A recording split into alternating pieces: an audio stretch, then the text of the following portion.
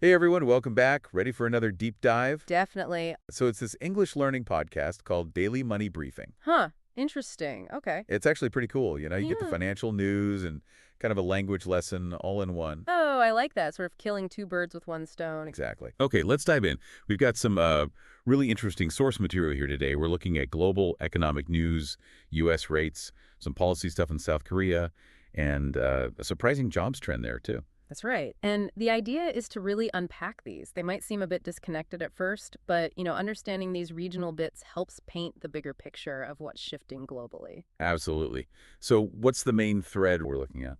Well, we're getting some strong signals on U.S. monetary policy, at least for the near term.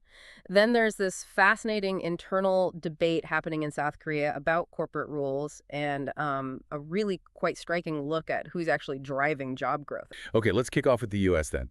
Fed action, always a big focus. The economists are, well, pretty much on the same page about interest rates for the next few months. Yeah, it's actually quite remarkable. I mean, the level of agreement. There was this survey, 105 U.S. economists polled, and get this, 97% think the Fed keeps rates, that's 4.25% to 4.50%, at least through the third quarter. Wow. And almost all of them, no change this month. That kind of consensus is being read. 97%. Yeah, that's incredibly high. Yeah. So the main view is definitely no cuts until Q3. That seems to be the dominant expectation, yeah. The reports suggest about 55% are eyeing the first cut in Q3, probably September. But it's important to note, a pretty big chunk, 42%, they're forecasting Q4 or even beyond that. And you have 20 respondents who didn't see any rate cut happening this year at all. Okay, right. So rock-solid agreement on holding steady now, but still some real debate on when that first cut might actually happen. What are the reasons given for sort of holding off? One is just this lingering worry about inflation. Okay. Part of that is linked to concerns mentioned about potential Trump tariffs returning, which could hike import costs. And the other big factor cited is the recent jobs data. The New York labor market just keeps showing resilience. Still strong. Still pretty strong, yeah.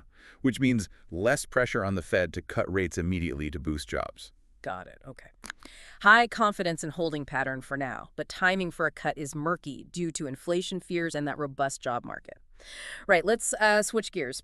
First, this policy debate inside the ruling party. Yeah, this one highlights a key challenge around corporate governance reform.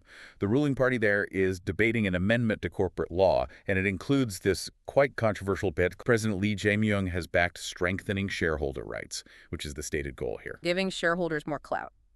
Seems straightforward enough. Well, yes, precisely.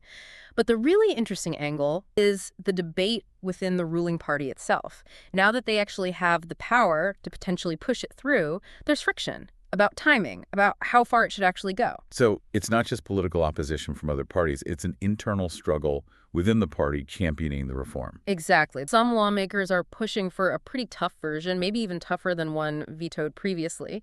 But others are saying, hang on, let's be cautious. They're worried that going too hard, too fast with legal changes might disrupt market stability.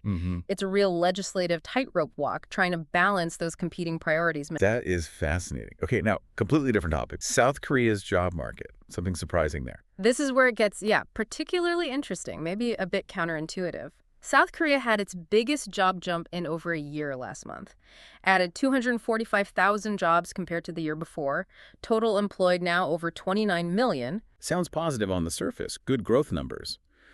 But something specific, maybe unexpected, driving that growth. They really do. While some sectors, like manufacturing, saw declines slow down, and hospitality jobs actually dropped for the first time in 3 years, the main engine behind this job growth is, it's seniors. Seniors, really? Yeah. How big a factor are they? It's huge. Massively significant. For the very first time, the number of employed people in South Korea aged 60 and over has topped 7 million. This isn't just a small uptick. It's like a fundamental shift.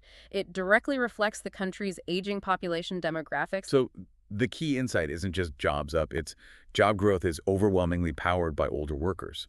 That completely reframes the headline number. It fundamentally changes how you interpret that report, yeah. It shows how demographic realities are really shaping the economic data you see on the ground.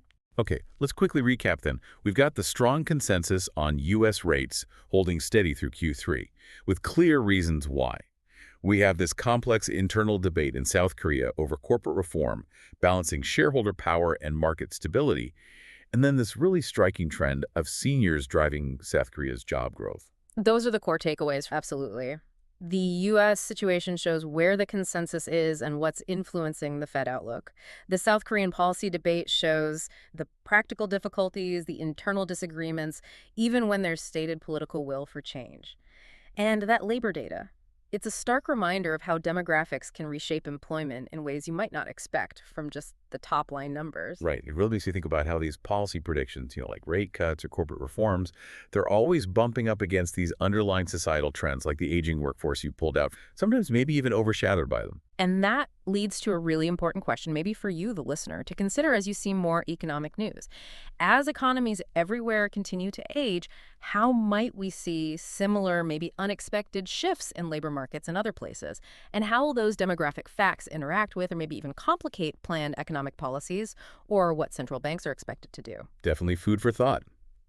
That brings us to the end of this deep dive. Thanks for diving deep with us today.